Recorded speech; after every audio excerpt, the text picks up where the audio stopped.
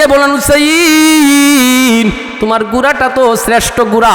এখন নবী ডাক দিয়ে বলেন সাহাবায়ে কেরাম শুধু গুড়ার তারিফ কইরো না, গুড়ার উপর যে সোয়ার আছে এই সোয়ারেরও দাম কিন্তু কম না, কারণ এটা কোনো সলিমুদ্দিনের নাতি না, এটা হলো আল্লাহর পরিজান মর্যাদা সাইয়্যিদুল কাউনাইন খাতামুন নবীন রাহমাতুল লিল আলামিন বিশ্ব নবীর আদরের টুকরা কলিজার টুকরা ফাতাইন। আরেকদিন হুসাইন বলতেছে না না বলো দেখি আপনার দাম বেশি না আমার দাম বেশি? বয়স মাত্র 3.5 বছর। কয় বছর?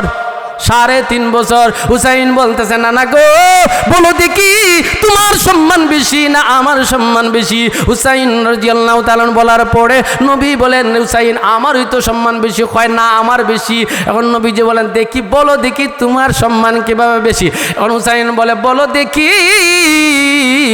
আপনার আব্বার নাম কি? নবী বলেন আব্দুল্লাহ। আর কোনো লকব নাইনি? হয় না। হয়তো আব্দুল্লাহ রে কয়জনে চিনে? আল্লাহু আকবার বলেন নাম। না না আপনি আমার আব্বারে চিনেননি। আচ্ছা নবীজি চিনেন নানি? নবীজি চিনেনের পরে বলেন বলো দেখি তোমার আব্বাকে। এখন হুসাইন বলতেছে আমার আব্বা হলেন যিনি সমস্ত বেঈমান কাফেরদের জন্য আমার আব্বাকে বিজয়ী বাঘ বানাই আল্লাহ সৃষ্টি করেছে। আমার আব্বা বলেন আসাদুল্লাহিল গালিব। আমার আব্বা বলেন মদিনার ইলমের রাজ্যের প্রবেশদ্বার। আমার আব্বা হলেন বড় একজন যোদ্ধা। আমার আব্বা হলেন বড় একজন আলিম। আমার আব্বা হলেন এমন একজন পিতা যিনি দুনিয়াতে তাইকাই জান্নাতের সার্টিফিকেট পেয়েছেন। গুণ দিলাম, এমন একটা আদর্শ দিলাম, এমন একটা আখলাক দিলাম, এমন একটা চরিত্র দিলাম যেটা আমি আল্লাহ আর কোন নবী এবং রাসূলকে দেই নাই। ওগো নবীজি আমি আল্লাহ আপনাকে মহান চরিত্র দিলাম। জোরে বলেন না সুবহানাল্লাহ। আমার ভাইরা এই জন্য তাফসীরের কিতাবের মধ্যে মুফাসসিরিন কেরাম লেখেন চরিত্র এটা হলো 3 প্রকার। প্রথম নাম্বার হলো খুলুকে হাসান, 2 নাম্বার হলো খুলুকে কারিম, 3 নাম্বার হলো খুলুকে আজিম। এটার ব্যাখ্যা করেছেন খুলুকে হাসান ভালো চরিত্র, খুলুকে কারিম উত্তম চরিত্র, খুলুকে আজিম মহান চরিত্র। যেই চরিত্র দেখার পরে কোনো বেঈমান কাফেরকে এই কথা বলার আর প্রয়োজন হয় নাই যে তোমরা কালিমা পড়ে মুসলমান হয়ে যাও। বিশ্বনবীর এই চরিত্রটা দেখার সাথে সাথে বেঈমান কাফেরগুলি কালেমা পয়রা মুসলমান হইতে বাধ্য হয়েছে। আর একটু জোরে বলি না সুবহানাল্লাহ। চরিত্র যদি ভালো হয় তাহলে আমাদের সমাজের মধ্যেও দেখি আমরা সবাই তাকে মহব্বত করি, ভালোবাসি। চরিত্র যদি বাদ হয়, যেই সন্তানের চরিত্র নষ্ট হয়ে গেছে সেই সন্তানের মা বাবা কতটুক কষ্টের মধ্যে আছেন ওনাদেরকে গিয়ে একটু জিজ্ঞাসা কইরেন। শান্তি নাই, শান্তি নাই। ছেলে মেয়ে, ছেলে যদি তার চরিত্র ভালো হয় মা বাবা গর্ব করে আল্লাহ আমারে দিয়েছেন একজন সন্তান আলহামদুলিল্লাহ।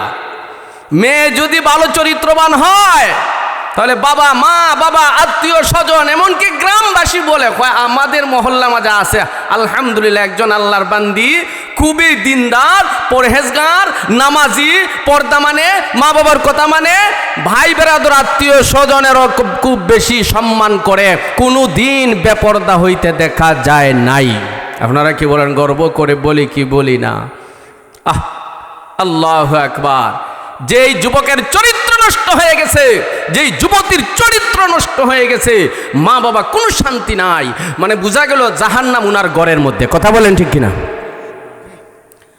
আমার ভাইরা এবার আসুন বেঈমান কাফিরগুলি বিশ্ব নবীর চরিত্র দেখার পরে কেমন ভাবে কালেমা পয়রা মুসলমান হয়েছে, তাদেরকে কোনো চাপ দেওয়া হয় নাই, তাদের গলার মধ্যে তরবারিও লাগানোর প্রয়োজন হয় নাই। ও ভাইরা আমার, বিশ্ব নবী ইহুদির কাছ থেকে দাঁড় এনেছেন, খরচ কিছু টাকা এনেছেন এবং ইহুদিকে বলেছেন, ইহুদি রে, আগামী সোমবার তোমাকে আমি টাকাটা দেব। আচ্ছা বলেন তো দেখি, এরকম আমরা বলি না? আমরাও তো বলি, ভাই আমারে যে টাকা দিতেছেন আগামী মাসের 15 তারিখ দিমু। এখন যদি কোনো মানুষ 15 তারিখের আগে গিয়া যদি বলে টাকা দেও, আচ্ছা বলেন তো দেখি উনি রাইট না রঙের মধ্যে আছেন? মানুষে বলবে হয় না, সময় হয় না, তোমার চাওয়া ঠিক না। আল্লাহর হাবিব বিশ্ব নবী রাহমাতুল লিল আলামিন ইহুদির কাছ থেকে খরচ এনেছেন, টাকা এনেছেন, ধার এনেছেন। এখন নবী বলেছেন, ইহুদি আগামী সোমবার তোমাকে টাকাটা দিয়ে দিব।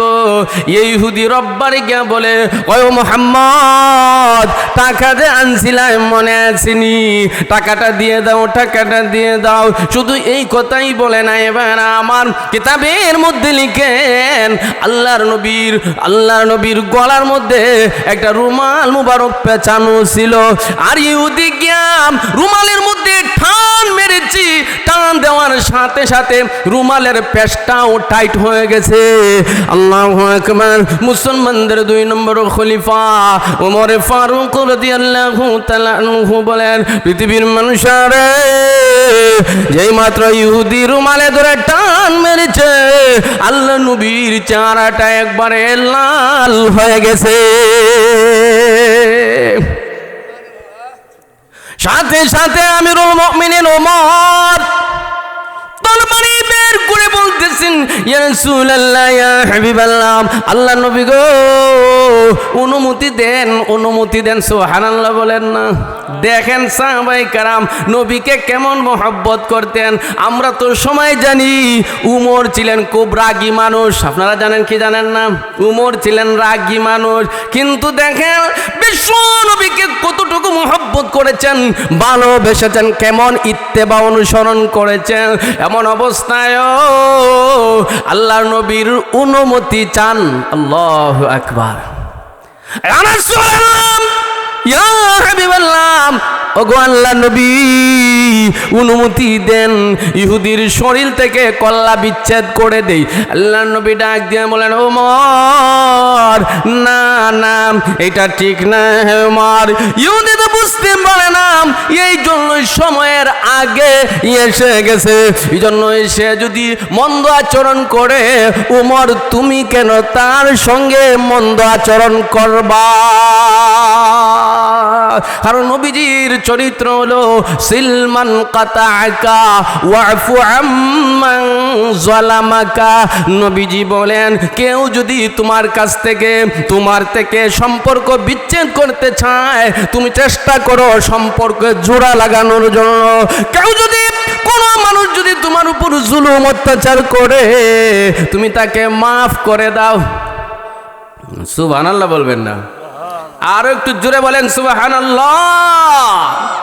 নবীজি বলেন, যদি কোনো মানুষ তোমার থেকে সম্পর্ক বিচ্ছেদ করতে চায়, তুমিও বিচ্ছেদ করিও না, সম্পর্কটা জোড়া লাগানোর চেষ্টা করো।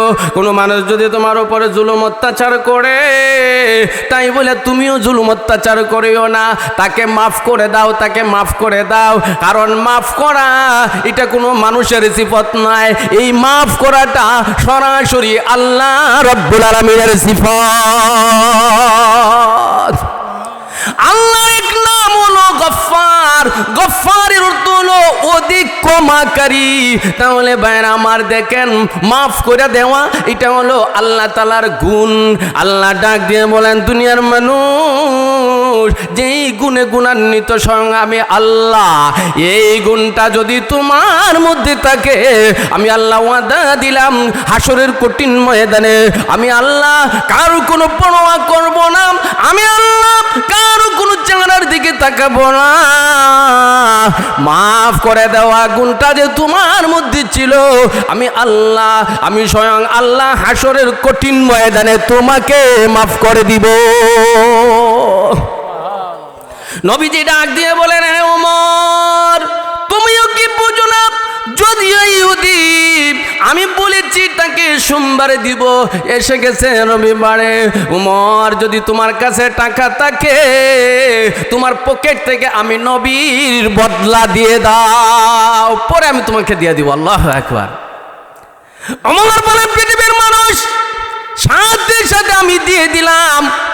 এখন নবী বলেন, ওমর কত দিছ? ওমর বলেন, ওগো নবী, যত আনছেন ততই দিছি। নবী ডাক দিয়ে বলেন, ওমর রে, না না, যত আমি আনছি অত দিলেই হবে না, কিছু টাকা আরো অতিরিক্ত দিয়ে দাও। সুবহানাল্লাহ বলেন না? ওমর, এই জন্য তুমি অতিরিক্ত দিবে, কারণ তুমি ইহুদিকে কষ্ট দিয়েছো, এর বদলা কিছু টাকা বেশি অতিরিক্ত দিয়ে দাও। এবার ইহুদিরা ডাক দিয়ে বলে, আল্লাহ নবী গো, একটু অপেক্ষা করেন, একটু অপেক্ষা করেন। আমি আসলে টাকা নেওয়ার জন্য আসি না, আমি এসেছি আপনাকে পরীক্ষা করার জন্য। সুবহানাল্লাহ বলেন না? ওগো নবীজি, পরীক্ষা করার জন্য এসেছি। তৌরাত কিতাবের একজন আলেম, আমার তৌরাত কিতাবের জ্ঞান আমার মধ্যে আছে। ওগো নবীজি, তৌরাত কিতাবের মধ্যে যত গুণ আছে আখিরি জামানার নবীর সব গুণগুলি পড়েছি এবং আপনার চরিত্রের সঙ্গে মিলাইছি। প্রত্যেকটা, আল্লাহু আকবার, প্রত্যেকটা অক্ষরে অক্ষরে আপনার নবী চরিত্রের সঙ্গে আমি মিল পেয়েছি। ইয়া রাসূলুল্লাহ, একটা গুণ রইছে যেটা আমি পরীক্ষা করি নাই, এই গুণটা হলো আখিরি জামানার নবী, বিশ্ব নবী এমন পয়গম্বর, নবীর সঙ্গে যদি কোনো মানুষ মন্দ আচরণ করে, আল্লাহ নবী তার সঙ্গে মন্দ আচরণ করবেন না। ইয়া রাসূলুল্লাহ, ইয়া হাবিবাল্লাহ, আমি বাস্তবে পেয়ে গেছি। ওগো আল্লাহ নবী, টাকা নেওয়া আমার উদ্দেশ্য নয়, আমি এসেছি আপনাকে পরীক্ষা করার জন্য। আপনি পরীক্ষার মধ্যে উত্তীর্ণ হয়ে গেছেন, আর না পাক থাকতে চাই না, মেহেরবানি করে আপনার হাতটা বাড়ায়া দিন, আপনার হাতে হাত রেখে কালেমা পড়া জিন্দেগানির জন্য মুসলমান হতে চাই। এই জন্য আল্লাহ বলেন, ওয়া ইন্নাকা লাআলা খুলুকিন আযীম। ওগো নবীজি, আমি আল্লাহ আপনাকে মহান চরিত্র দিয়ে দিলাম। এটা এমন একটা চরিত্র, বেঈমান কাফিরগুলি বিশ্ব নবীর চরিত্র দেখার সাথে সাথে কালেমা পড়া মুসলমান হইতে বাধ্য হয়েছিল। ও ভাইরা আমার, হুনাইনের যুদ্ধের সময় যখন মুসলমানদের বিজয় হলো, মুসলমানরা বিজয় লাভ করলেন, এমন অবস্থায় বেঈমান কাফেররা তাদের সম্পদ, তাদের সন্তানাদি, ছেলে মেয়ে ফালাইয়া পলায়ন যখন করলো, গনিমতের মাল বানাইয়া মুসলমানরা নিয়ে আসলেন। আল্লাহু আকবার বলেন। গনিমতের মাল হয়ে গেছে নারী এবং পুরুষ এবং সম্পদ। শরীয়তের বিধান কি? পুরুষ হইলে গোলাম হিসাবে ব্যবহার করতেন, এটা আল্লাহ বৈধ করে দিয়েছেন। আর মহিলা হইলে বাদী, যদিও আমাদের দেশে নাই। আর বাদীদের সঙ্গে শরীয়তের বিধান, স্বামী স্ত্রীর মধ্যে যে সম্পর্কগুলি আল্লাহ তাআলা হালাল করে দিয়েছেন, বাদী এবং মুনিবের মধ্যেও আল্লাহ এই সম্পর্কগুলি বৈধ করে দিয়েছিলেন। সুবহানাল্লাহ বলেন না? আর একটু জোরে বলেন সুবহানাল্লাহ। এমন অবস্থায় বিশ্বনবী রাহমাতুল লিল আলামিন তাবুর নিকটে গেলেন। এই জন্যই গেছেন, বিশ্বনবীর মনের মধ্যে ধারণা হলো হালিমাতুস সাদিয়া রাদিয়াল্লাহু তাআলা আনহা নবীর দুধমা, আল্লাহ রাসূলের দুধমা হালিমাতুস সাদিয়া, যে দেখি নবীর কথা হলো যে এইখানে বন্দিশালা যারা আছে এদের মধ্যে হালিমাতুস সাদিয়ার বংশের কোনো মানুষ আছেন, এটা নবী দেখার জন্য গেছেন। গিয়া শুধু তাকাইছেন তাঁবুর ভিতরে, তাকাইয়েই দেখেন একটা যুবতী সুরসী সুন্দরী মহিলার চেহারা নবীর চেহারার সঙ্গে একবারে সরাসরি চেহারার সাথে মিলে গেছে। যেই মাত্র নবী তাকানোর সাথে সাথে মহিলাটা মানে খুব যে লজ্জা পাইছে, আল্লাহ রসুল এটাই বুঝতেছেন। শরীরের মধ্যে কাপড় ঢাকার মতো কাপড় নাই। এখন নবীর দিকে মানে এরকম একটা মানে লজ্জাবর্তী মহিলাদের যে বৈশিষ্ট্য, তার মধ্যে এই গুণটা আসলো। আল্লাহ রসুল সাল্লাল্লাহু আলাইহি সাল্লাম হযরত বিলাল হাবশি রাদিয়াল্লাহু তাআলা আনহুকে ডাক দিয়ে বলেন, বিলাল, আমার রুমালটা, ওই তাঁবুর ভিতরে একটা মেয়ে আছে, যুবতী মেয়ে, এই মেয়েটাকে আমার রুমালটা দিয়ে দাও। সুবহানাল্লাহ বলেন না, আর একটু জোরে বলেন না সুবহানাল্লাহ। বিলাল রাদিয়াল্লাহু তাআলা আনহু বলতেছেন, ইয়া রাসূলুল্লাহ, ইয়া হাবিবাল্লাহ, ব্যাপার কি বুঝতেছি না, আপনি কি বলতেছেন ওগো নবী? আপনি নবীর রুমালটা একজন নাপাক মহিলার শরীরের মধ্যে লাগবে, তা কেমন করে হয়? আল্লাহু আকবার বলেন না। যেই মাত্র বিলাল হাবশী রাদিয়াল্লাহু তাআলা আনহু এই কথা বললেন, এবার বিশ্বনবী ডাক দিয়ে বলেন, হে বিলাল, না না, এই কথা বলিও না। ও বিলাল শুনো, আমি যখন মেয়েটার দিকে তাকাইলাম, আমি তাকায়া বুঝতে পেরেছি এটা কোনো সাধারণ বংশের মেয়ে নয়, অবশ্যই অবশ্যই একজন সম্ভ্রান্ত পরিবারের মেয়ে। হ্যাঁ বিলাল শোনো, আমাকে দেখার পরই মহিলাটা লজ্জাবর্তী হয়ে গেছে, মহিলাটা শরম পেয়ে গেছে। ও বিলাল, এই জন্য আমি নবীর রুমালটা দিয়ে দাও। বিলাল বলেন, ওগো নবী, আপনি হলেন পবিত্র, আর এই মেয়েটা হলো অপবিত্র। ওগো নবী, আপনি যেভাবে দামি, আপনার সঙ্গে রুমালটা লেগে গেছে, এই জন্যই রুমালের সম্মান আর সাধারণ রুমাল রইছে না, এটা আল্লাহর কাছে অত্যন্ত মর্যাদা বেড়ে গেছে। ওগো নবী, আপনার রুমালের একটা সুতার দাম আসমান জমিন বিক্রি করলেও তার সমপরিমাণ হবে না। কারণ ভাইরা, আমার নবী কত দামি ছিলেন, আল্লাহু আকবার। এই ব্যাপারে যদি আলোচনা করি অনেক সময় চলে যাবে। এবার বিলাল বলেন, রাসূলুল্লাহ হাবিবাল্লাহ, আপনি হলেন পবিত্র, আর ইহুদিটা, এই মেয়েটা হলো পবিত্র, তাহলে আপনার রুমাল কিভাবে দিবেন? এখন আল্লাহ নবী ডাক দিয়ে বলেন, হে ওমর, এইখানে এই মুহূর্তে শিরিক এবং ইসলাম, শিরিক এবং ইমানের পরিচয় না। হ্যাঁ বিলাল, আমি যে নবী আর সে যে কাফের, এখানে এই পরিচয় না। বিলাল, এই মুহূর্তে হচ্ছে মানবতার পরিচয়।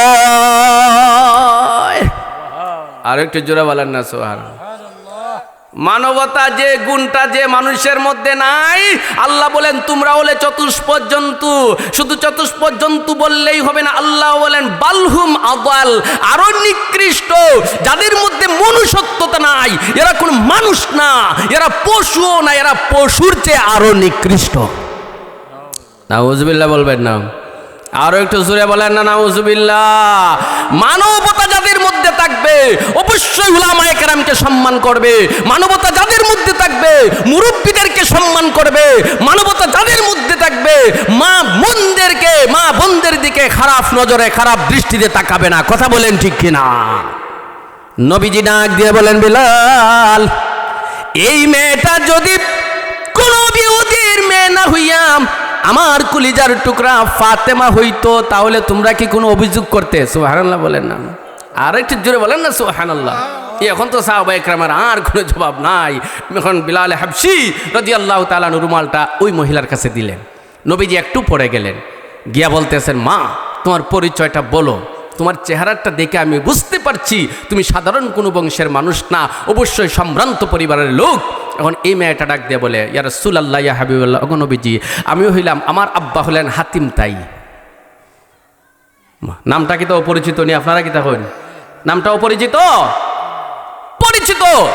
আমাদের সমাজের মধ্যে যারা বেশি দান সদকা করেন, আমরা বলি, তুমি কি হাতিম তাই হয়ে গেছো? মানে এতে বোঝা গেল হাতিম তাই যদিও মুসলিম আছেন, মানবতার কল্যাণে খুব বেশি কাজ করত। মানবতা বুঝেন? গরিব দুঃখী অসহায় খোঁজখবর নেওয়া, রাস্তাঘাট, আপনার টাকা পয়সা আছে, রাস্তাঘাট নষ্ট হয়ে গেছে, এগুলি ঠিকঠাক করে দেওয়া, মানুষের অভাব অনটন যারা আছে এদেরকে নিজের ঘরের খাবার তাদের মুখে দেওয়া, এটার নামে হইল মানবতা। মানবতা যাদের মধ্যে নাই এরা করোনাও বুঝে না। দেখছেন না গত করোনার সময় সরকার দেয় গরিব গুরুবাদেরকে, আর আমাদের সমাজের মধ্যে রাঘব বোয়াল নামক কিছু নেতা আছে, এরা তেলের বোতল একবার আডার বস্তা মস্তা যা আছে সব ঘরের ভিতরে নালা দোলা করে রাখে। এরকম হয়েছে কি হয়েছে না? মানবতা আছে? মানবতা নাই। আজকে তো ভাইয়ের আমার আমাদের সমাজের মধ্যে আমি পেট ভরে খাইলি হয়েছে, আমার পাশের বাড়ির যে আরেক ভাই বিপদের মধ্যে আছে এইদিকে খেয়াল নাই। হ্যাঁ বেচারা দানবীর কি করে 2000 টাকা দেয় কার ভাড়া করে সুনামগঞ্জ টাউনে গিয়া দেয় না? বড় বড় ক্যামেরার সামনে 1 কেজি তেলের বোতল 3-4 জন নেতায় দৌড়া দৌড়া দেয়, আর ফটো ছবি তুল ছবি তুল ছবি তুল। কথা বলেন ঠিক কিনা? ছবি না উঠাইলে আরো বেজার, আরো গুসা হয়। এটা না মানবতা না? একটু আওয়াজ দিয়ে বলেন কথা ঠিক কিনা? দান সৎকার ব্যাপার আপনার ঘর থেকে শুরু করেন। ও ভাইয়েরা আমার, তাহলে আসুন আমরা নিয়ত করি, আমার বাড়ির আশেপাশে যদি কোনো মানুষ যদি কোনো সমস্যার মধ্যে পড়ে, ইনশাআল্লাহ নিজের যতটুকু আল্লাহ তৌফিক দিয়েছেন তৌফিক অনুযায়ী চেষ্টা করব তো ইনশাআল্লাহ। আল্লাহ আমাদের সকলকে কবুল করুন। বিশ্বনবী বলতেছেন, ও মা বলো দেখি তোমার বাবার নাম কি? বলতেছে, ইয়া রাসূলুল্লাহ ইয়া হাবিবাল্লাহ, আমার আব্বার নাম হলেন হাতিম তাই। নবীজি বলেন, তোমার আব্বার তো ভালো একটা গুণ আছেন, যাও তোমার বাবার এই গুণটার কারণে তোমার জিন্দেগানির জন্য আজাদ করে দিলাম। মেয়েটাও তো খুব চালাক, হাতিম তাইয়ের মেয়ে, বুঝছেন না, সম্ভ্রান্ত পরিবারের মেয়ে। মেয়েটা খুব চালাক, ডাক দিয়ে বলতেছে, ইয়া রাসূলুল্লাহ ইয়া হাবিবাল্লাহ, আমার বাবার ভালো গুণের কারণে যদি আমারে আপনি আজাদ করে দিয়েছেন, স্বাধীন করে দিয়েছেন, আল্লাহ নবী গো, এই কয়েদিদের মধ্যে আমার আম্মা আছেন, আমার ফুফু আছেন, আমার খালা আছেন, ওগো নবী, তাহলে তারা কি দোষ করলো? আল্লাহু আকবার বলেন না। এবার বিশ্ব নবী মুস্কি হাসি দিলেন, হাসি দিয়ে বলতেছেন, ও সাহাবীরা, আমার অর্ডার হলো হাতিম তাইর বংশের মধ্যে, হাতিম তাইর রক্তের সঙ্গে যাদের সম্পর্ক, আজকে যারা বন্দী হয়ে এখানে এসেছে সবাইকে সারা জীবনের জন্য আজাদ করে দাও। সবাইকে আজাদ করে দিলাম, স্বাধীন করে দিলাম। এখন এরা বাইরে এখন তো যায় না, খালি আশেপাশে ঘুরায়। নবীজি বলেন, যাও না কেন? এখন এই মেয়েটা আবার ডাক দিয়ে বলে, ইয়া রাসূলুল্লাহ ইয়া হাবিবাল্লাহ, ওগো নবীজি, দুনিয়ার জেল থেকে মুক্ত করে দিলেই হবে না, পরকালে আর একটা জেল আছে। ওগো নবী, আপনি বলেছেন আল্লাহ রাব্বুল আলামিন পরকালে জাহান্নাম নামক জেল তৈরি করে রেখেছেন। ইয়া রাসূলুল্লাহ ইয়া হাবিবাল্লাহ, দুনিয়ার জেল থেকে আমাদেরকে স্বাধীন করে দিয়েছেন, মুক্ত করে দিয়েছেন। আল্লাহ নবী গো, পরকালের জাহান্নাম নামক জেল থেকে দয়া করে মেহেরবানি করে আমাদেরকে নাজাত দিয়া দিন। ওগো নবীজি, আর নাপাক হয়ে থাকতে চাই না, ও মুসলিম হয়ে থাকতে চাই না। ওগো নবীজি, এই মুহূর্তে কালেমা পড়াইয়া আমাদের সবাইকে আপনি মুসলমান বানায়া দেন। আচ্ছা কি বলেন? নবীজি বলছেন তরবারি নিয়া। এখন যদি বলতেন ওই মুসলমান হয়ে যাও, তোমরা নাজাত দিমু, এরপরও তো তারা মানতো, কিন্তু নবী এইটা বলেন নাই, যাও তোমার বাবার ভালো গুণটার কারণে আমি তোমাকে নাজাত দিয়ে দিলাম। এই জন্য হাদিসের মধ্যে এসেছে, আনজিলিন নাসা মানাজিলাহুম আর কদরে মানাজিলাহুম, আমাদের এলাকার মধ্যে, আমাদের গ্রামের মধ্যে, মহল্লার মধ্যে যে যেরকম সম্মানী তারে সম্মান দেওয়া, এটা আল্লাহ রাসূলের সুন্নত। একটু আওয়াজ দিয়ে বলেন কথা ঠিক কিনা? এই জন্যই আল্লাহ রাব্বুল আলামিন বলেন, ওয়া ইন্নাকা লাআলা খুলুকিন আযীম। ওগো নবীজি, আমি আল্লাহ আপনাকে মহান চরিত্র দিয়ে দিলাম। ওগো নবীজি, আমি আল্লাহ আপনাকে একটা মহান আদর্শ দিয়ে দিলাম। ও ভাইরা আমার, বুঝে থাকলে বলুন তো দেখি, আদর্শ সমাজের প্রয়োজন আছে না নাই? আদর্শ পরিবারের প্রয়োজন আছে না নাই? আদর্শ সমাজের প্রয়োজন, আদর্শ পরিবারের প্রয়োজন, আদর্শ পিতার প্রয়োজন, আদর্শ স্বামীর প্রয়োজন, আদর্শ সন্তানের প্রয়োজন, আদর্শ বিচারকের প্রয়োজন, আদর্শ দিনের দায়ীর প্রয়োজন। আমার ভাইরা, সবগুলি বলার কিন্তু সময় নাই, কারণ সময় স্বল্প। দুই একটা না বললে নাই হয়। আসুন আমার ভাইরা, আদর্শ স্বামী হতে হবে। আজকে তো স্বামী স্ত্রীর মধ্যে অসংখ্য অগণিত পরিবার ব্যঙ্গে চূর্ণ বিচূর্ণ হয়ে যাচ্ছে, যে তাদের মধ্যে স্বামী স্ত্রী এই যে দুইজন আছেন, উনি আদর্শ স্বামী হইতে পারেন না, আদর্শ স্ত্রীও হইতে পারেন না। স্বামী দেখা যাচ্ছে স্ত্রীর দিকে খেয়ালই করে না, স্ত্রীর কোন জিনিসটা প্রয়োজন একবারও তাকায় না। স্ত্রী যে আছেন স্বামীর দিকে তাকায় না, স্বামীর কোন জিনিসটা প্রয়োজন, স্বামীর সামর্থ্য কি আছে, স্বামীর তৌফিক কি আছে, এই দিকে যারা তাকায় না, আল্লাহর কসম করে বলি এই সংসার সমাজের মধ্যে বেশি দিন টিকে না। একজন আদর্শবান স্ত্রী যদি কোনো মানুষ হইতে চায়, একজন আদর্শবান স্বামী যদি হইতে চায়, ও পৃথিবীর মানুষ, বিশ্ব নবীর দিকে তাকাও। আল্লাহ নবী কেমন আদর্শ স্বামী ছিলেন। আল্লাহু আকবার। খাদিজাতুল কুবরা রাদিয়াল্লাহু তাআলা আনহার বয়স হইল 40। কত বছর? 40 বছর। আর নবীর বয়স হলো 25। আল্লাহু আকবার বলেন না। এত বেশি বয়স থাকার পরে আল্লাহ নবী বিশ্ব নবী খাদিজাতুল কুবরা দুনিয়াতে যতদিন ছিলেন দ্বিতীয় বিবাহ নবী করেন নাই। সব সময় বিশ্ব নবী খাদিজার উপরে সন্তুষ্ট থাকতেন, খাদিজাও আল্লাহ নবীর উপর সন্তুষ্ট থাকতেন। আল্লাহ নবী বিশ্ব নবী দিনের দাওয়াত দেওয়ার জন্য যখন বাহির হইতেন, কোনো দিন আসতে অতি রাত্র হয়ে যেত। খাদিজাতুল কুবরা রাদিয়াল্লাহু তাআলা আনহা উনি কিন্তু ঘুমাইতেন না। নবীর দরজার মধ্যে খালি ডাক দিছেন খাদিজা। খাদিজা দেওয়ার ডাক দেওয়ার সাথে সাথে খাদিজাতুল কুবরা বলেন লাব্বাইক ইয়া রাসূলুল্লাহ। নবী ডাক দিয়ে বলেন, ও খাদিজা তুমি কি ঘুমাও না? খাদিজা বলেন, ইয়া রাসূলুল্লাহ ইয়া হাবিবাল্লাহ, আল্লাহ নবী গো আপনি দিনের দাওয়াত নিয়ে গেছেন আর আমি ঘুমাইব তা কখনো হতে পারে না। আর আমাদের সমাজের মধ্যে স্বামী বেচারা গেছে সারা দিন পরিশ্রম করার লাগি গেছে হাওরে জমি করার জন্য, কিন্তু দেখা যাচ্ছে বাড়িতে আসার পরে লঙ্গির জায়গাত লঙ্গি নাই, গোসল করার পানির জায়গাত পানি নাই, সাবানের জায়গাত সাবান নাই, তেলের জায়গাত তেল নাই। বেচারি 26 ইঞ্চি টেলিভিশনের দিকে তাকাইয়া আছে। স্বামী বলে যে লঙ্গি দাও, আছে, মানে বোঝা যাইতেছে যে উনিও কত বড় কাজ করতেছেন। আউযুবিল্লাহ বলেন না। আমার ভাইরা, খাদিজাতুল কুবরা রাদিয়াল্লাহু তাআলা আনহা নবীজিকে এত মহব্বত করতেন আর ভালোবাসতেন। আল্লাহর নবী বিশ্ব নবী নিজেও খাদিজাকে মহব্বত করতেন। খাদিজাতুল কুবরা যখন দুনিয়া থেকে বিদায় হয়ে গেছেন, খাদিজার কণ্ঠের মতো একজন মহিলা, তার কণ্ঠটা খুব মিলাসিন। এই মহিলাটা যখন নবীর বাণীর মাঝে মধ্যে আসতো, আসার সাথে সাথে যখন তার কণ্ঠটা নবী শুনতেন, সাথে সাথে নবীর চেহারাটা মলিন হয়ে যেত। আয়েশা আছেন নবীর গড়ে 203 তো দেখছেন তো অবস্থা, জানি না আপনাদের এখানে আছে কিনা। সব বাদ দেয় কিন্তু স্বামীর বাদ দিতে চায় না। এখন 203 আয়েশা বলেন, অগণ বিজি এ একজন বৃদ্ধা মহিলা, আপনার কাছে বিয়া হওয়ার আগে আরো 2 জায়গা হইছে।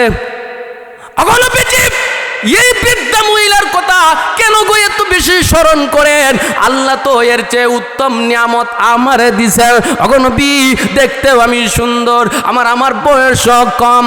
অগনবী এরপরেও কেন এই বৃদ্ধা মহিলার কথা এত স্মরণ হয়? আল্লাহ নবী বলেন, আয়েশা খবরদার খবরদার, আমার খাদিজার ব্যাপারে এই কথা বলে আমাকে কষ্ট দিও না। আয়েশা শুনো, তোমরা তো হলে আমার সুখের দিনের সাথী, আর আমার খাদিজা হলো আমার দুঃখের দিনের সাথী।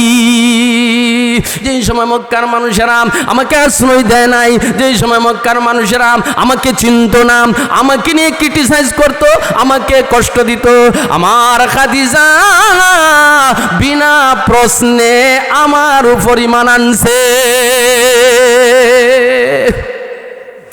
আয়েশা শোনো, আমার খাদিজা যখন আমার কোনো বসার স্থান ছিল না, আমার খাদিজা আমাকে বসার স্থান করে দিয়েছে। যখন আমার সম্পদ বলতেই ছিল না, আমার খাদিজা তার সমস্ত সম্পদ দান করে আমাকে মালিক বানায়া দিছে।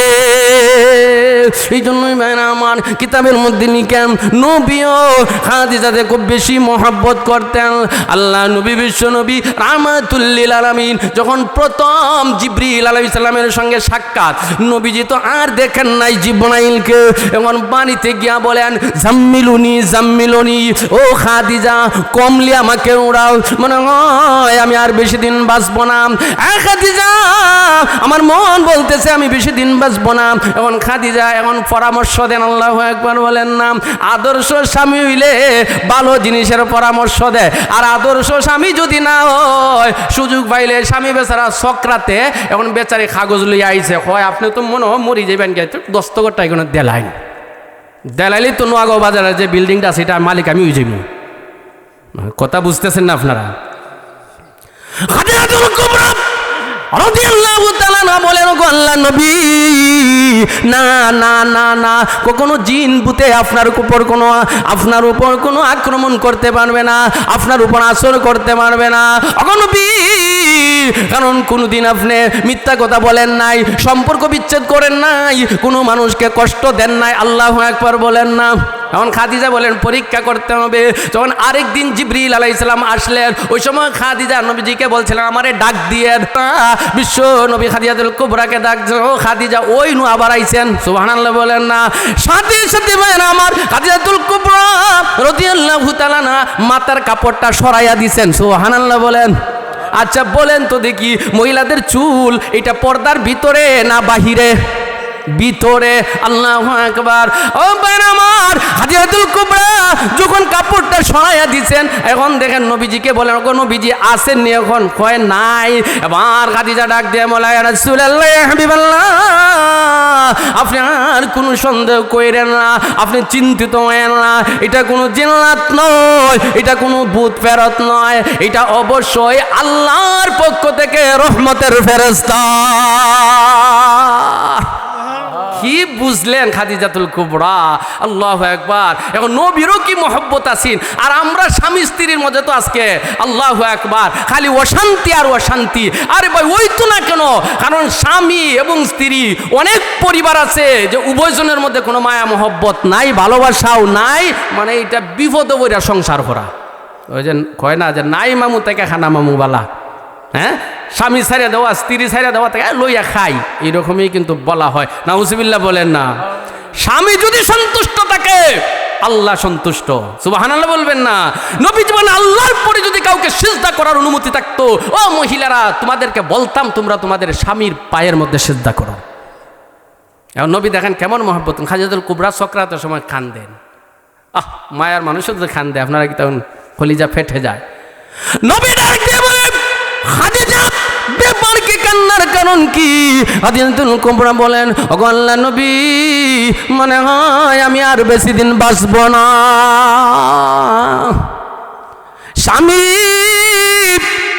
স্বামীর যে একটা হক এটা আমার দ্বারাও হয় নাই।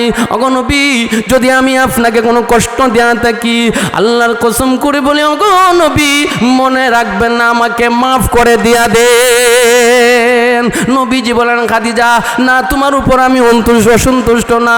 ও খাদিজা, তুমি তো জানো আমার মা নাই, আমার বাবা নাই, আমার বোনও নাই, আমার ভাইও নাই, যেই মাত্র আমি তোমাকে স্ত্রী হিসাবে গ্রহণ করেছি, আমার বাবার যে একটা ক্ষতিপূরণ যেটা আমার মধ্যে হয়েছে, আমার বাবার মহব্বতটাও আমি সাথে সাথে আমার বাবার কষ্টটাও তোমারে পাইয়া ভুলে গেছি। আমার মা হারা, মা যে নাই, এই যে কষ্ট, এই কষ্টটাও কিন্তু তোমারে ভাইয়া বলছি। আমার বোন নাই, ভাই নাই, তোমারে পাওয়ার পরে এই কষ্ট আমার দূর হয়ে গেছে। খাদিজা, কোনোদিন তুমি আমাকে কষ্ট দেও নাই, বরং আমি যদি তোমাকে কষ্ট দিয়ে থাকি আল্লাহর রাস্তে আমারে মাফ কইরা দিয়ে। এরপর খাদিজাতুল কুবরা কান্দেন, চোখ থেকে পানি বের হইতেছে। আল্লাহর নবী বলেন, খাদিজা আর চোখের পানি পালাইও না, আমি নবীর কলিজার মধ্যে বরদাস্ত হইতেছে না। ও খাদিজা কেন কান্দো? তোমার যে আদরের দুইটা নাতি আছে, হাসান হুসাইনের জন্য কান্দনি? খাদিজাতুল কুবরা বলেন, না। তাহলে কার জন্য কান্দো? ও খাদিজা শোনো, হাসান হুসাইনের জন্য কান্দতে হবে না। আল্লাহ রব্বুল আলামিন দুনিয়াতে থাকতেই আমারে জানায় দিয়েছেন তারা যুবকদের জান্নাতের লিডার হবে, সর্দার হবে। ও খাদিজা তোমার মেয়েদের জন্য কান্দিও না, কারণ তোমার মেয়ে যে আছে ফাতেমার ব্যাপারে তো আল্লাহ রব্বুল আলামিন আমারে জানায় দিয়েছেন, ফাতেমা তু সাইয়্যিদাতু নিসাই আহলিল জান্নাহ, যুবতী নারীদের সর্দারনি হবে, নেত্রী হবে জান্নাতে।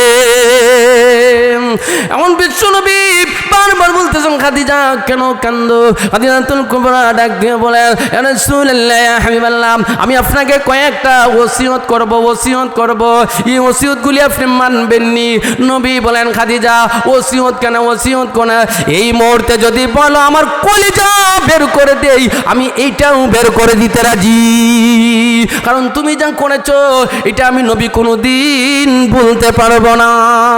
ও ভাইরা আমার, 10 জন পুরুষ যেভাবে জান্নাতের সার্টিফিকেট পেয়েছে, 10 জন মহিলাও জান্নাতের সার্টিফিকেট পেয়েছে। এর মধ্য থেকে একজন হলেন খাদিজাতুল কুবরা। আল্লাহ রব্বুল আলামিন খাদিজাতুল কুবরাকে দুনিয়া থাকতেই বারবার সালাম দিছে। এই খাদিজাতুল কুবরা বলতেছেন, ওগো নবী, আমার কয়েকটা শর্ত। কি শর্ত? আল্লাহ নবী, আমি যখন মারা যাব আপনি আমারে নিজ হাতে আমাকে গোসল করাইবেন। সুবহানাল্লাহ বলেন। আল্লাহ নবী বলেন, খাদিজা আমি নিজ হাতে গোসল করাইলে কি হবে? খাদিজাতুল কুবরা বলেন, ইয়া রাসূলুল্লাহ, ইয়া হাবিবাল্লাহ, ওগো নবী, কোনদিন আমি আপনারে গোসল নিজে করতে দেই নাই। আমি চেষ্টা করেছি স্বয়ং আমি নিজে আপনারে গোসল করাইয়া দেই। ইয়া রাসূলুল্লাহ, আপনি যদি আমারে গোসল করান, আপনার হাত মুবারক যদি আমার শরীরের মধ্যে লাগে, আমার বিশ্বাস যখন কবরের মধ্যে আমাকে রাখা হবে, আযাবের ফেরেশতারা আমাকে আযাব দিবে না। নবীজি বলেন, ঠিক আছে, আমি গোসল করাবো। 2 নম্বর শর্ত হলো, ওগো নবী, আমি যখন মারা যাব আমার দামি কোনো কাপড়ের প্রয়োজন নাই, এমনকি খানায় কাবার গিলাফেরও প্রয়োজন নাই। ইয়া রাসূলুল্লাহ, কাপড়ের কাফন হিসাবে আপনার শরীরের একটা কুর্তা, একটা পাঞ্জাবি আমার শরীরে লাগাইয়া দিয়ে, কারণ আমার বিশ্বাস আমার নবী, আমার স্বামীর জামাটা যদি আমার শরীরের মধ্যে লেগে থাকে, তাহলে আমাকে কবরে রাখার পরে কবর এইভাবে চাপ দিবে না। ইয়া রাসূলুল্লাহ, ইয়া হাবিবাল্লাহ, ওগো নবীজি, আরেকটা নসিহত হলো, আল্লাহ নবী, আমি যখন মারা যাব আতরের কোনো প্রয়োজন নাই। আপনি যখন পরিশ্রম করতেন আর আপনার শরীর থেকে যখন গাম বের হইতো, আমি একটা লাকড়ির টুকরা দিয়ে আপনার শরীর থেকে গোসাইয়া গাম মুবারক একটা বোতলের মধ্যে ভরে রেখেছি। ইয়া রাসূলুল্লাহ, ইয়া হাবিবাল্লাহ, ও আমার প্রাণের স্বামী, আমি যখন মারা যাব আপনার গামটা আমার শরীরের মধ্যে আপনি লাগাইয়া দিয়ে। একটু জোরে বলেন না সুবহানাল্লাহ। কারণ আমি যেন কবরের মধ্যে তাইকাও আমি যেন আমার নবীর শরীরের ঘ্রাণটা আমি নিতে পারি। আল্লাহু আকবার। ওগো নবীজি, আমি যখন মারা যাব আমার নিজে আপনি লাইমা আমার লাশটা কবরে রাখবেন। রাসূলুল্লাহ, ইয়া হাবিবাল্লাহ, কোনদিন আমি রাত্রিতে আপনার শরীরের মধ্যে না জড়াইয়া আমি ঘুমাই নাই, আপনারে জড়াইয়া দইরা এরপরে আমি ঘুমাইছি, কোনদিন আমি একা ঘুমাই নাই। ওগো নবী, আমার কবরের মধ্যে রাখার পরে আপনার শরীরটা যখন আমার শরীরের মধ্যে লাগবে, আমার বিশ্বাস আমি কবরে তাইকাও শান্তি পাবো। ওগো নবীজি আরেকটা মুসিবত হলো, আমার যখন কবরে রাখবেন ওগো নবী, আপনি বলেছেন মুনকার নাকির প্রশ্ন করবে, 3টা প্রশ্ন করবে। ইয়া রাসূলুল্লাহ, ইয়া হাবিবাল্লাহ, এই প্রশ্নগুলির জবাব আমি দিতে পারবো না, আমার পক্ষ হইয়া আপনি এই প্রশ্নের জবাব দিয়া দিয়েন। খাদিজাতুল কুবরা যখন দুনিয়া থেকে ইন্তেকাল করলেন, ওসিয়ত অনুযায়ী সব কিছু করলেন, একবারে কাফন দাফন যা আছে সব কিছু করলেন, কবরের মধ্যে লাশ রাখলেন। এখন তো নবী পাশে বৈশা রয়েছেন, সমস্ত সাহাবীরা চলে গেছেন। নবী ডাক দিয়ে বলেন, সাহাবীরা রে, আমার খাদিজা দুনিয়ায় থাকতে ওসিয়ত করেছিল, এই ওসিয়তটা আমি ওয়াদা দিয়েছি আমি পূর্ণ করব। যাও যাও তোমরা বাড়িতে চলে যাও, মুনকার নাকির যে প্রশ্ন করবি আমার খাদিজার পক্ষ হইয়া আমি নবী উত্তর দিব। নবী বৈশা রয়েছেন। আচ্ছা বলেন তো দেখি, নবী যদি বৈশা থাকেন ফেরেশতারা প্রশ্ন করবনি? ফেরেশতারা প্রশ্ন করে না। জিবরিল আলাইহিস সালাম বিশ্ব নবীর কাছে নাজিল হইয়া বলতেছেন, আসসালাতু ওয়াসসালামু আলাইকা ইয়া রাসূলুল্লাহ, ওগো নবী আল্লাহ আপনার এই মুহূর্তে সালাম দিছেন। আর ওগো নবী কেন গো আপনি এই জায়গার মধ্যে বৈশা রয়েছেন? নবীজি বলেন, আমার খাদিজার প্রশ্নের জবাবটা আমি দেব, কারণ আমি চাই না আমার খাদিজা কবরের মধ্যে কষ্ট করুক, কারণ দুনিয়াতে আমার খাদিজা আমার জন্য, ইসলামের জন্য, আল্লাহর জন্য অনেক কষ্ট করেছে। আমি চাই না আমার খাদিজা কবরের মধ্যে কষ্ট। আমি নবী আজকে খাদিজার প্রশ্নের জবাব দিব। সাথে সাথে আল্লাহ রাব্বুল আলামিন জিবরিল আলাইহিস সালামকে ডাক দিয়ে বলে, ও জিবরাইল আমার বন্ধুকে বলো আমার বন্ধুর চোখ থেকে যেন পানি বাহির না হয়, কারণ আমার হাবিবের মুখতে, আমার হাবিবের চোখ থেকে যদি পানি বের হয় আমি আল্লাহর গায়ে বরদাস্ত হয় না, সহ্য হয় না। কারণ দুনিয়াতে যত নবী এবং রাসূল পাঠাইছি সমস্ত পয়গম্বররা আমি আল্লাহকে খুশি করতে চেয়েছেন, আর আমি বারবার আমার হাবিব মুহাম্মদ সাল্লাল্লাহু আলাইহি সাল্লামকে খুশি করতে চেয়েছি। ও জিবরাইল জানায় দাও খাদিজার যে প্রশ্ন, এই প্রশ্নের উত্তর আমি স্বয়ং আল্লাহ দিয়া দিব। আর একটু জোরে বলেন না সুবহানাল্লাহ। এই জন্য আল্লাহ বলেন, ওয়া ইন্নাকা লাআলা খুলুকিন আযীম। ওগো নবীজি আমি আল্লাহ আপনাকে মহান চরিত্র দিয়ে আনলাম। এই জন্যই ভাইরা আমার, যদি কোনো মানুষ আদর্শ স্বামী হতে চাও বিশ্ব নবীর দিকে তাকাও, যদি কোনো মানুষ আদর্শ পিতা হতে চাও বিশ্ব নবীর দিকে তাকাও, কারণ আল্লাহর নবীর চেয়ে আদর্শ পিতা আল্লাহর জমিনের উপরে আসমানের নিচে আর নাই। পৃথিবীর মানুষ যদি আদর্শ নানা হতে চাও তাহলে হাসান হুসাইন রাদিয়াল্লাহু তাআলা আনহুমা এই দুজনের নানার দিকে তাকাও। হাসান হুসাইনকে নবীজি এত মহব্বত করতেন, এত ভালোবাসতেন, আর আজকে আমাদের সমাজের মধ্যে নানা এবং নাতির সম্পর্ক নাই বললেই চলে। কথা বলেন ঠিক কিনা? আবার সম্পর্ক বেশি হইলেও এটা দ্বারা নাতিরও ফায়দা হয় না, নানারও ফায়দা হয় না। বিশ্বনবী হাসান হুসাইনকে কত মহব্বত করতেন, ভালোবাসতেন। হুসাইন রাদিয়াল্লাহু তাআলা আনহু নবী যখন নামাজে দাঁড়াইতেন, হুসাইন নবীজির পিঠের মধ্যে উঠা সোয়ার হয়ে যাইতেন। এমন অবস্থায় নবীজি সেজদার যে তাসবিহ আছে এই তাসবিহ শেষ, কিন্তু নবীজি তো কল্লা উঠান নাই, কারণ উঠাইলে হুসাইন পড়ে যাবে। হুসাইন যদি পড়ে যায় তাহলে কষ্ট পাবে, যেহেতু ছোট বাচ্চা। এখন এমন অবস্থায় নবী তাসবিহ শুধু লম্বাই করতে আছেন, লম্বা লম্বাই করতে আছে। সাথে সাথে আল্লাহ রাব্বুল আলামিন জিবরিল আলাইহিস সালামকে ডাক দিয়ে বলেন, জিবরাইল আমার বন্ধুকে বলো এই যে একটা দৃশ্য হুসাইন আমার বন্ধুর পিঠের মধ্যে বসা আছে, এই দৃশ্যটা আমি আল্লাহর কাছে খুবই পছন্দনীয়। হুসাইন যত সময় নিজে নিজে না নামবে আমার বন্ধুকে বলো সিজদার তাসবিহ আরো লম্বা করতে। হুসাইন রাদিয়াল্লাহু তাআলা একদিন বলতেছেন, না না আমার একটা গুড়া দেন না। নবীজি বলেন, কই থেকে রে গুড়া দিমু? তাহলে গুড়া যদিও দিতে পারতাম না, আয় গুড়ার শখটা তোরে মিঠাইয়া দেই। আমরা ছোটবেলা দেখছেন না, হাত এলা মাটির মধ্যে দিয়া আর ফায়ার ইডি লাগাইয়া যে ছোট বাচ্চারা এই ফিটো গুড়া হইছি। আল্লাহু আকবার বলেন। নবীজি হুসাইন রাদিয়াল্লাহু তাআলা নূরে এইভাবে পিঠে উঠাইছেন। এখন হুসাইন কয়, না না গুড়ার তো লাগাম আছে, আমার গুড়ার যে লাগাম নাই। সুবহানাল্লাহ বলবেন না? এখন নবীর লম্বা চুল আছে, লম্বা চুল হাতে ধরাইয়া হুসাইন নে তোর গুড়ার লাগাম। সুবহানাল্লাহ বলেন না? নবীজি হাঁটেন, সাহাবায়ে কেরাম ডাক দিয়ে বলেন, হুসাইন তোমার গুড়াটা তো শ্রেষ্ঠ গুড়া। এখন নবী ডাক দিয়ে বলেন, সাহাবায়ে কেরাম শুধু গুড়ার তারিফ কইরো না, গুড়ার উপর যে সোয়ার আছে এই সোয়ারেরও দাম কিন্তু কম না, কারণ এটা কোনো সলিমুদ্দিনের নাতি না, এটা হলো আল্লাহর পরিজান মর্যাদা সাইয়্যিদুল কাউনাইন খাতামুন নবীন রাহমাতুল লিল আলামিন বিশ্ব নবীর আদরের টুকরা কলিজার টুকরা ফাতেমার হুসাইন।